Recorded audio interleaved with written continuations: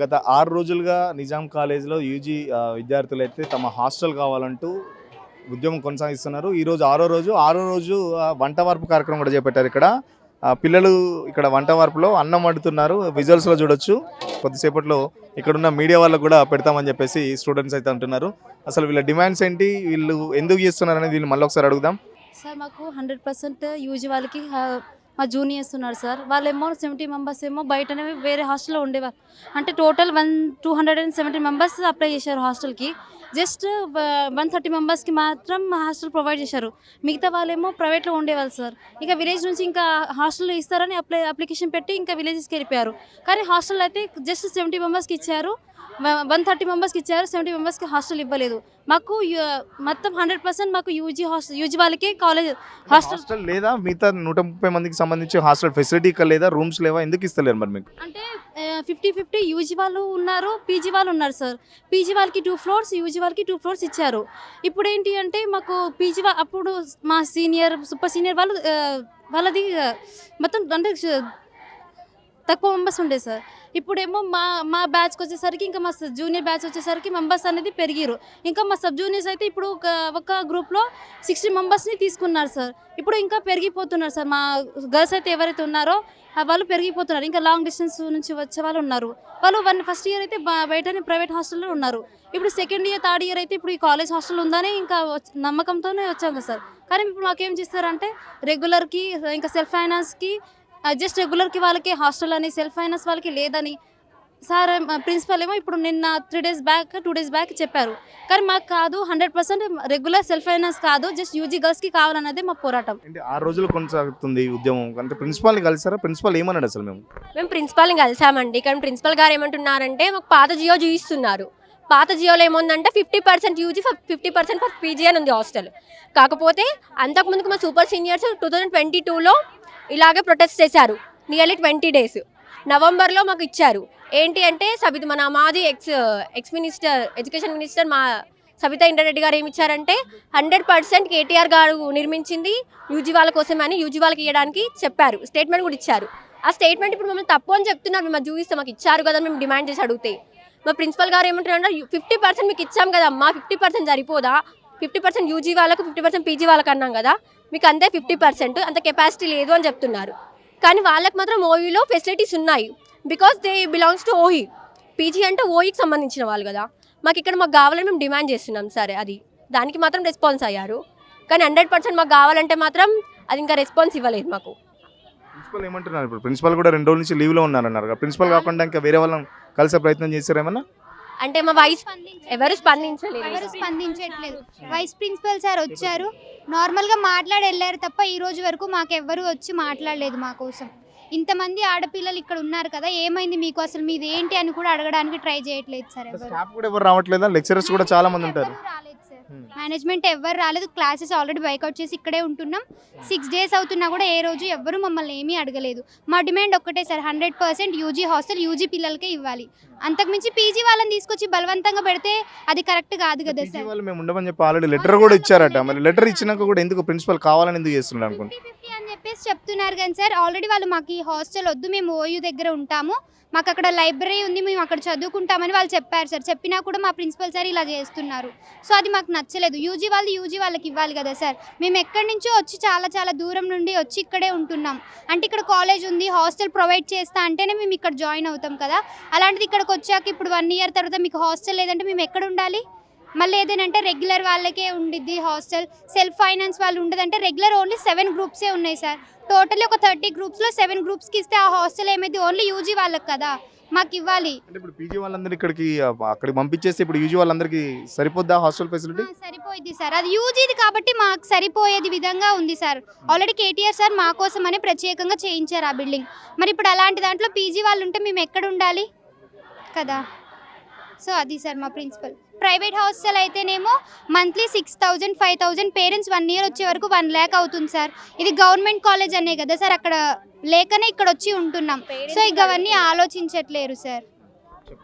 Parents కూడా అడుగుతున్నారు, మీరు గవర్నమెంట్ హాస్టల్ అని మిమ్మల్ని జాయిన్ చేసామమ్మా, ఫీ కడుతున్నాము, ఫండ్స్ రావట్లేదంటే ఆఫ్ ఫీ కడుతున్నాము, ఒక ఫీ పక్కన పెట్టండి, మేము సెల్ఫ్ ఫైనాన్స్ కోర్స్ అని కడుతున్నాము.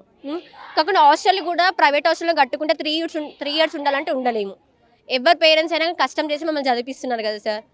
ఇయర్లీ 1 lakh మాకే పెడితే మిగతా వాటికి ఏంటి చెప్పండి సార్. వేరే సోర్సెస్ ఉంటాయి కదా, మా ఖర్చులకు మా హాస్టల్ అకామిడేషన్కి 1 lakh అవుతుంది. మేమేమనుకున్నాం, ఇక్కడ హాస్టల్ ఉంటుంది, గవర్నమెంట్ హాస్టల్ కదా, గవర్నమెంట్ మంచి ప్రొవైడ్ చేస్తుంది, మంచి హాస్టల్ ప్రొవైడ్ చేస్తుంది, ప్లస్ ఎడ్యుకేషన్ ప్రొవైడ్ చేస్తుందని మేము అనుకున్నాం. కాకపోతే ఇక్కడ ఏం చేస్తున్నారు, ఓన్లీ జస్ట్ ఒక రెగ్యులర్ వాళ్ళకంటే నియర్లీ 15 to 17 వరకు సెల్ఫ్ ఫైనాన్స్ కోర్సెస్ ఉన్నాయి. వాళ్ళందరూ మనీ పే చేసుకుంటే ఉండాలంటే ఎట్లా సార్? ఒక్కరు కాదు, ఇద్దరు, టూ గ్రూప్స్ కాదు కదా సార్. అంతమంది అంటే వాళ్ళందరికీ మనీ ఎక్కడి నుంచి వస్తాయి చెప్పండి సార్.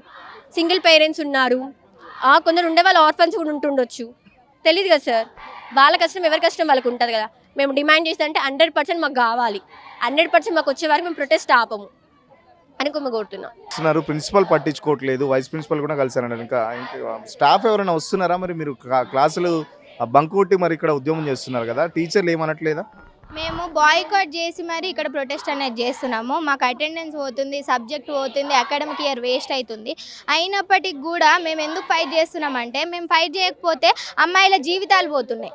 వాళ్ళు ఇక్కడ కూర్చొని ఫైట్ చేస్తున్నారు ఎందుకు? వాళ్ళకి ఫుడ్ లేదు, హాస్టల్లో ఫుడ్ పాయిజన్ అవుతుంది. అంత దూరం నుంచి రావాలంటే మా జూనియర్ అమ్మాయి, ఒక అమ్మాయి, ఆమెకు సింగిల్ పేరెంట్ ఉంది, ఆమెకు అంటే వాళ్ళ అమ్మనే ఉంది, నాన్న లేరు.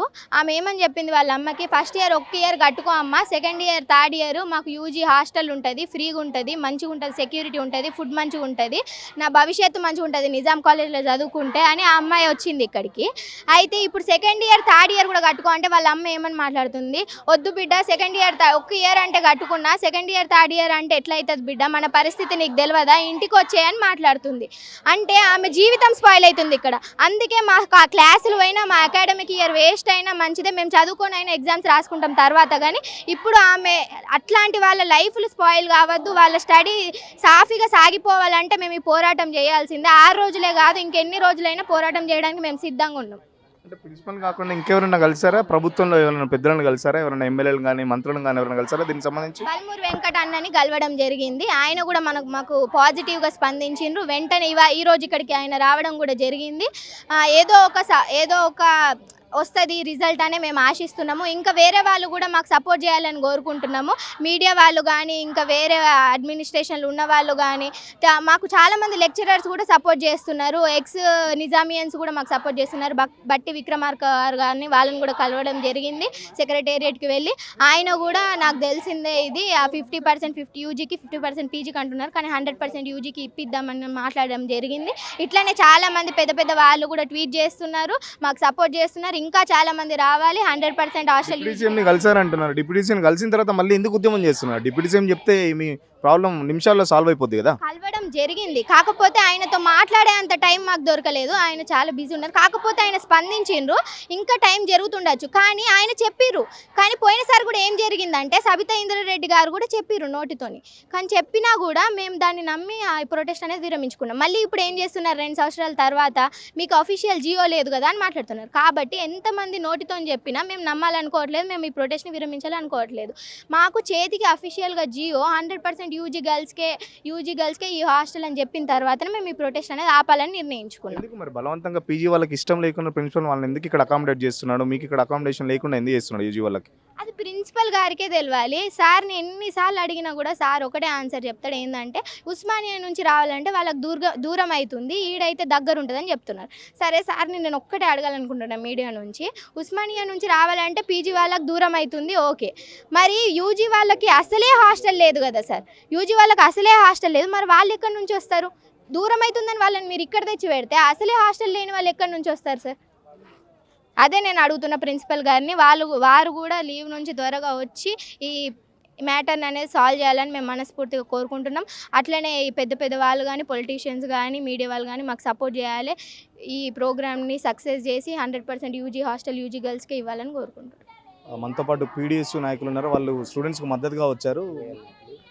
చెప్పండి బ్రదర్, ఏంటి సమస్య? 6 రోజుల నుంచి కొట్లాడుతున్నారు, ప్రిన్సిపల్ పట్టించుకోవట్లేదు, ఎలా అనిపిస్తుంది? ఒకటి, విద్యార్థులను రోడ్డు ఎక్కి ఆందోళన చేయొద్దు. ఎందుకు అని అంటే రోడ్డు ఎక్కడం విద్యార్థులు అంటే చాలా వైఫల్యం ఉంటుంది. ఇక్కడ ప్రిన్సిపాల్ దగ్గర నుంచి పైన గవర్నమెంట్ వరకు, విద్యాశాఖ మంత్రి వరకు అందరూ వైఫల్యం ఉంటేనే విద్యార్థులు రోడ్లు ఎక్కుతారు. రోడ్డు ఎక్కడం అంటే అర్ధ గంట కాదు, కానీ ఇన్ని రోజుల నుంచి రోడ్డు ఎక్కి అర్ధరాత్రి కూడా రోడ్లు ఎక్కి కూర్చోవడం అంటే గత ప్రభుత్వ వైఫల్యాన్ని ఈ ప్రభుత్వం కూడా చేసింది అనేది చాలా స్పష్టంగా కనపడుతుంది. ఎందుకనంటే దూరం నుంచి హైదరాబాద్ నడిగడ్డ మీద అసెంబ్లీకి దగ్గరగా సెక్రటరీ దగ్గర ఉన్న ఈ హాస్టల్ విద్యార్థులు రోడ్డు ఎక్కడం అంటే ప్రభుత్వం ఎంత వైఫల్యం ఉన్నట్టు. ఇక్కడ హాస్టల్ సౌకర్యం లేదు కదా. మూసీ నదికి 1,50,000 కోట్లు తగలబెడతాం అంటున్నారు కదా. అదేదో విద్యార్థులు తగలబెట్టవచ్చు కదా. లండన్ పోయి అక్కడ ఉన్నటువంటి నదిని పోల్చుకొని ఇక్కడ పెడతా ఉంటున్నారు. అక్కడ ఉన్న యూనివర్సిటీలకి హాస్టల్ విద్యార్థులకి పోల్చుకోండి. అక్కడ విద్యార్థులు ఎట్లున్నారు, అక్కడ ఉన్నటువంటి ఆక్స్ఫోర్డ్ యూనివర్సిటీలు ఎలా ఉన్నాయి, ఇక్కడ ఉన్నటువంటి యూనివర్సిటీలు ఎలా ఉన్నాయి, రోడ్లు ఎక్కే విద్యార్థులు ఎలా ఉన్నారని చెప్పేసి పోల్చుకోండి. ఎందుకంటే ఇక్కడ యూజీ విద్యార్థులు ఆందోళన చేస్తున్నారు. పీజీ విద్యార్థులకి హాస్టల్ ఎందుకు లేదు? ఇక్కడ వాళ్ళనే దేశకి ఎందుకు వస్తున్నారు? ఇక్కడికి యూజీ విద్యార్థులు కేటాయించిన నిధులతో ఇది కట్టింది కదా. మళ్ళీ పీజీ విద్యార్థులను ఇక్కడికి ఎందుకు తీసుకొస్తారు? వాళ్ళకి హాస్టల్ ఎందుకు సౌకర్యం లేదని చెప్పేసి మేము ప్రశ్నిస్తాను. అదేవిధంగా 175 కిలోమీటర్ల దూరం ఉన్న వాళ్ళకి మాత్రమే ఇక్కడ హాస్టల్ సీట్ ఇస్తామంటున్నారు. అంటే 60 కిలోమీటర్ల పరిధిలో ఉన్న వాళ్ళకి ఇవ్వరా? 175 అంటే మహబూబ్నగర్, ఖమ్మము, ఇతర నిజామాబాద్ జిల్లాలు మాత్రమే వస్తారు. ఈ పరిధిలో ఉన్న వాళ్ళు ఎట్లా అప్ అండ్ డౌన్ చేస్తారనేది ప్రభుత్వానికి బుర్ర ఉండాలి కదా, ఆలోచన అనేది ఉండాలి కదా. ఈ నిర్ణయం చేసేటప్పుడు విద్యార్థులతో చర్చించాలి కదా. అమ్మాయిలు అంత దూరం నుంచి ఎలా అప్ అండ్ డౌన్ చేస్తారు, ఎలాంటి నిర్ణయాలు తీసుకుంటారు? ఇవన్నీ తొగ్గులకు పాలన లాంటిది అయితే. అందుకే ఇలాంటి ఆలోచనలు తీసుకోవద్దు. అందరు విద్యార్థులకి హాస్టల్ సౌకర్యం కల్పించాలి, బ్రహ్మాండంగా చదువుకునేలాగా ఉండాలి. అలాంటి పాలన చేయాలి, విద్యార్థులతో చర్చించండి. పిల్లలు చెప్తున్నారు చాలా మంది, మా దాంట్లో ఎస్సీ ఎస్టీ బీసీలో మేము ఉన్నాం, మాకు చాలా మంది అంటే పేరెంట్స్ ఇంటి దగ్గర నుంచి డబ్బులు పంపించలేని పరిస్థితి. ఒక సంవత్సరం బయట ఉన్నాం, సెకండ్ ఇయర్కి వచ్చినాక థర్డ్ ఇయర్కి వచ్చినాక మీకు హాస్టల్ ఫెసిలిటీ ఉంటుందని చెప్పేసి ఇంట్లో పేరెంట్స్ చెప్పాము. ఇప్పుడు కనీసం హాస్టల్ ఫెసిలిటీ లేదు, మాకు డబ్బులు పంపించే పరిస్థితి లేదు, చదువు మధ్యలోనే మానేయమని చెప్పేసి కూడా పేరెంట్స్ చెప్తున్నారు, కొందరు పిల్లలు చెప్తున్నారు. అసలు తెలంగాణలో మొత్తం డ్రాప్ అవుట్స్ దేశంలోనే అత్యధికంగా తెలంగాణలో ఉంది. ఆడపిల్లలు ఇప్పుడిప్పుడే చదువుకొని వచ్చి హైయర్ ఎడ్యుకేషన్ వరకు వచ్చారు. వాళ్ళకి హాస్టల్లో సీట్ ఇస్తారు, కానీ హాస్టల్ సీట్ ఎందుకు ఇవ్వరు? హాస్టల్ సీట్ కంపల్సరీగా ఉండాలి కదా. దరఖాస్తు చేసుకున్న ప్రతి విద్యార్థికి హాస్టల్ సీట్ ఉండాలి. ఎందుకంటే 75% హాజరు ఉండాలంటున్నారు కదా. అంతకు మించి ఆడపిల్లలు ఎక్కువ ఉంటారు, వాళ్ళకి హాస్టల్ సీట్ ఉండాలి కదా. ఎప్పుడైతే కాలేజీలో తరగతులు ఎప్పుడైతే స్టార్ట్ అవుతాయో అప్పటి నుంచి హాస్టల్ సీట్ ఉండాలి. అలా హాస్టల్ సీట్ లేకోకుండా మీరు దూరం నుంచి రాని అని అంటే ఫస్ట్ ఇయర్ వాళ్ళకి ఇవ్వము అని అంటే వాళ్ళు ఎక్కడ ఉండాలి? ఫస్ట్ ఇయర్ వాళ్ళు ఎక్కడ ఉండాలి? మీకు అన్ని సౌకర్యాలు, ప్రగతి భవన్ లాంటి అన్ని సౌకర్యాలు, సెక్రటేరియట్లు అన్నీ ఉన్నాయి మంత్రులకి. ఏది లేకుండా అంటే మీకు దూరం నుంచి రావడానికి కూడా కార్లు ఉన్నాయి. మరి ఆడపిల్లలకి లేవు కదా. ఆడపిల్లలు ఎలా నుంచి వస్తారు? బస్సులు కూడా సౌకర్యాలు ఎక్కువ లేవు కదా, ఫ్రీ పెట్టారులే, కానీ దూరం నుంచి వచ్చే పరిస్థితి లేదు. కాబట్టి అలాంటి ఆలోచన చేయొద్దు. ఫస్ట్ ఇయర్ వాళ్ళకి, సెకండ్ ఇయర్, థర్డ్ ఇయర్ దరఖాస్తు చేసుకున్న ప్రతి విద్యార్థికి ఖచ్చితంగా హాస్టల్ సీట్ ఇవ్వాల్సిందే, వాళ్ళకి మౌలిక వసతులు కల్పించాల్సిందే, మంచి భోజనం పెట్టి చదివించాల్సిందే అని చెప్పేసి మేము డిమాండ్ చేస్తున్నాం. వీళ్ళ పోరాటానికి మేము సంఘీభావం తెలుపుతున్నాం. వీళ్ళు ఎన్ని రోజులు ఆందోళన చేసినా అన్ని రోజులు మేము కూడా ఈ సంఘీభావం తెలుపుదాం చేస్తున్నాం. ఒకవేళ స్పందించకపోతే మేము ఇక్కడ దగ్గరలోనే మంత్రుల కార్యాలయంలోనే సెక్రటేరియట్ ఉంది, అసెంబ్లీ ఉంది, ముట్టడి చేస్తామని ఈ సందర్భంగా హెచ్చరిస్తాము.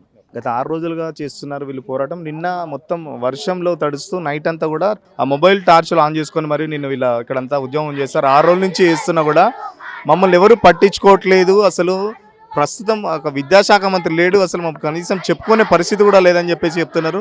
ప్రిన్సిపల్ కావాలనే మాపై కక్ష కట్టి చేస్తున్నారని కూడా పిల్లలు చెప్తున్నారు. చాలా వరకు ఎస్సీ ఎస్టీ బీసీ విద్యార్థులను మమ్మల్ని చదువు ఇంట్లో బంద్ చేయమంటున్నారు. ఎందుకంటే హాస్టల్కు ఫీజు చెల్లించలేని పరిస్థితులు మా పేరెంట్స్ ఉన్నారు. చాలామంది వ్యవసాయ పనులకు వెళ్ళే వాళ్ళు ఉన్నారు, కూలి పనులకు వెళ్ళే వాళ్ళు ఉన్నారు మా పేరెంట్స్.